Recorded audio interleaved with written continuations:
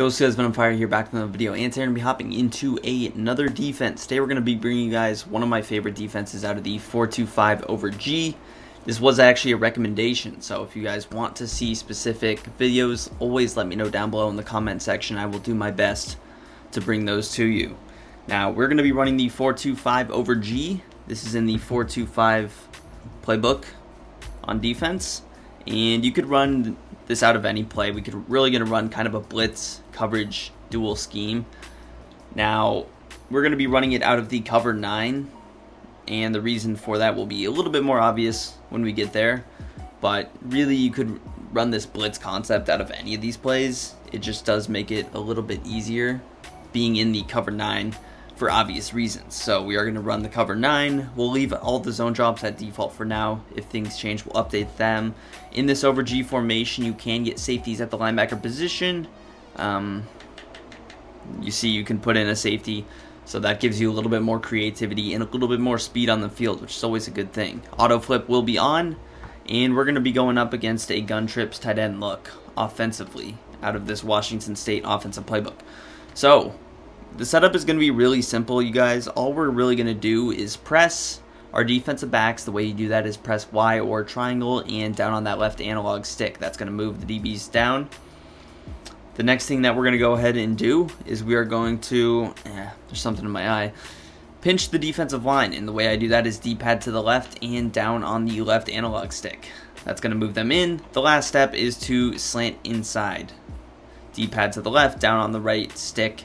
Now, this may not be necessary for the blitz to work per se, but I think it's really helpful for run defense purposes, and it's something that the blitz works anyway. We may as well have our D-line pinched and slanted inside. Now, the last thing we're going to do is put L1, put the slot corner on a blitz. Now, the reason we run cover 9 as opposed to a cover 6 or a cover 4 is because the slot corner is in a vert hook, which is something I'm willing to give up. I'm willing to give up the vert hook and put him on a blitz because I can use her over there.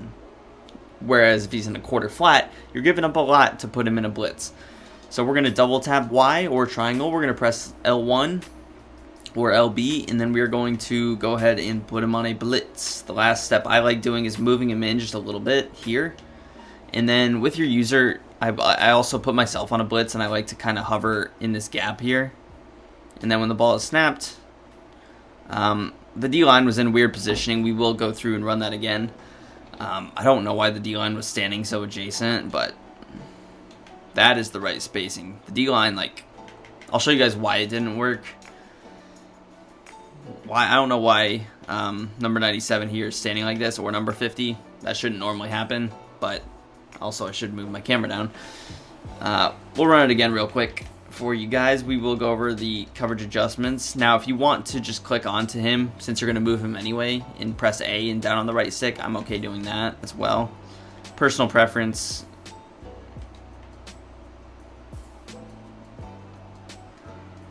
And there we get some quicker pressure. That's not really what we want. Normally we do just want this guy to get through. I'm not sure why he's struggling at the moment.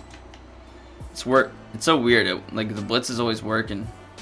That's ideal. So that's what you kind of want to happen. Now, it worked every time I lapped it, 10 times in a row. But this is the ideal look of getting the D end free. I think it probably has to do with the spacing of the cornerback. I'm going to assume him being too close or him being too far away. I guess you want this kind of spacing. But we'll play around with it. Obviously, there's situations where the slot corner will get free. It's going to be about the same range. Now, he does get bumped a little bit, but it is still going to be quick pressure.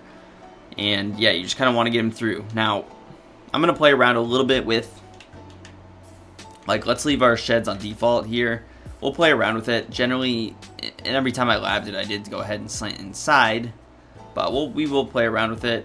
And this was with no slanting inside. The slot corner is going to get free, which we're fine with. It's going to be a little bit slower if he's the one to get free. Let's say we slant outside. So we're going to slant outside. We are going to move him in once again. And if you guys wanted to, you could use the quarter flat as well. I'm not opposed to that idea.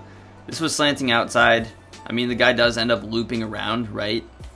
But it's just not fast by any stretch of the imagination. And a good player is potentially finding somebody open. This guy would have ended up getting free. Number 24. But it just kind of took too long.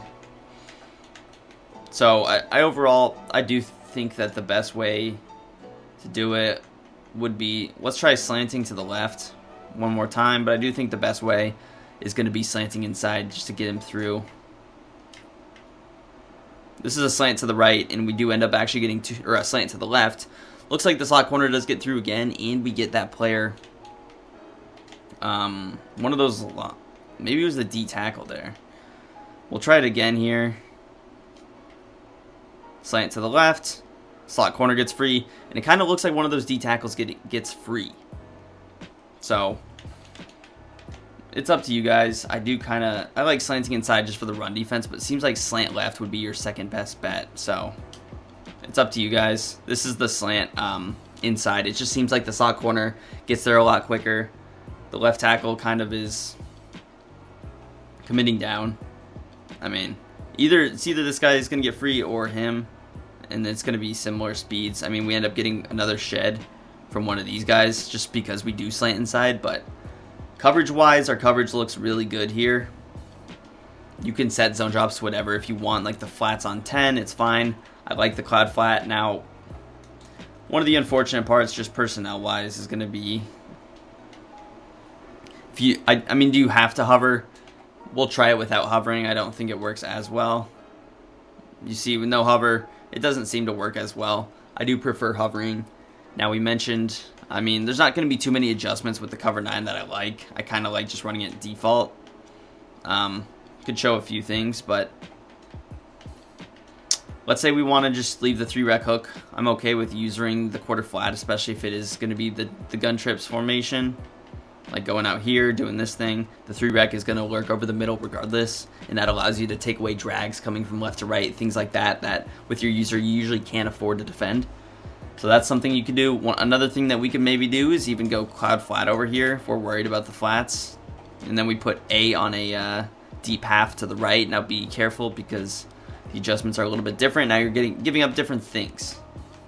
So, you know, be aware. If I do this adjustment, it helps me here. If I do this adjustment, it hurts me there. So this is like a cover 2. We have an extra quarter flat over here. It's an interesting look. Is it the best look? Potentially not. You see, there's times where the blitz doesn't necessarily work every play. Even if it doesn't work. And if you notice it, like I'm slanting inside, it's not working. You know, feel free to go ahead and slant to the left. If that's what you think is going to get it to work. And you see now we get the slot corner working. So just different things will work with different formations. But yeah. So that's kind of the first thing we could do out of this defense. The next thing we could do is go with a bluff blitz. You don't have to blitz out of this. Like, if we just want to play straight up coverage, there's lots of good ways to do it. We could just run it stock, and we're going to have pretty solid coverage over here. We have a vert hook, so we're able to lurk down on here. It's difficult to find something open. You're really able to click on and intercept the ball, if that's going to be the thing he's doing. Other things we can do is I like going with a little cover 3 cloud kind of look. So if we want, we actually can't. See, some of the adjustments are weird. I think if we go to the slot corner package, that should fix the adjustments. I'm not 100% sure. Slot corner package, and let's come out in the play again.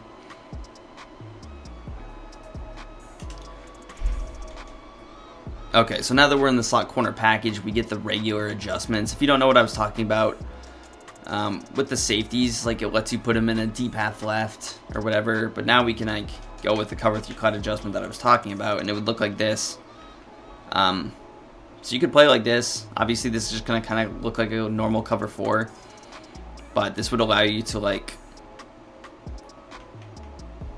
put actually in a hook curl over here, and so now that the safety is in a hook curl, I am actually more comfortable like standing over here. I still want to hover probably in the same spot just because we want to show them that we're trying to blitz every play. So this would be your defense. You would have like an extra hook curl over here. I could lurk, then I can give it up, come down here, help defend over here, and maybe that works better. So if you're getting beat on certain routes, playing the cover 2 on the left. And obviously I would recommend that you mix between quarters and cover 9 and cover 6 and even normal coverages. But I think this is a solid adjustment, right? Like, and you could also base align and press if you want. Like if you wanted Travis further out here, he could play further out here. I'd like him a little bit tighter, but he would be better against the corner out standing out there, right? So let's say they do run the ball, little inside zone here. We are standing here.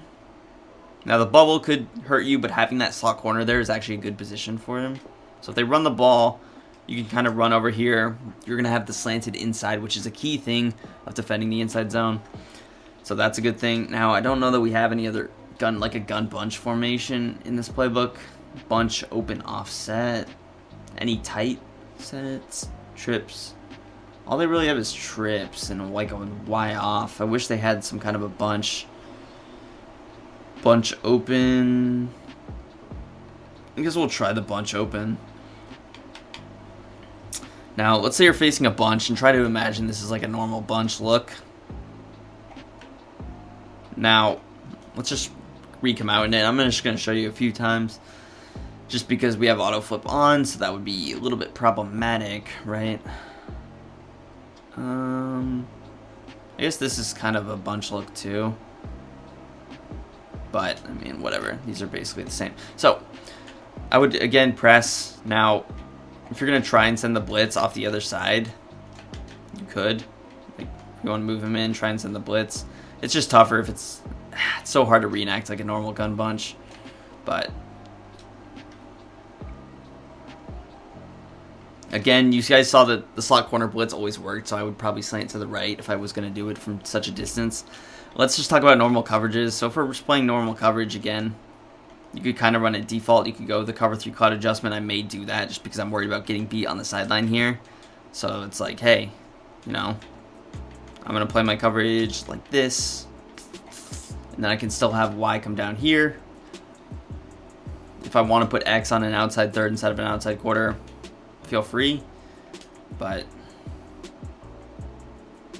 I mean, overall coverage is pretty solid. You're gonna get those sheds eventually. So if you guys did enjoy, please hit that like button, subscribe to the channel down below, and peace. I'm out of here.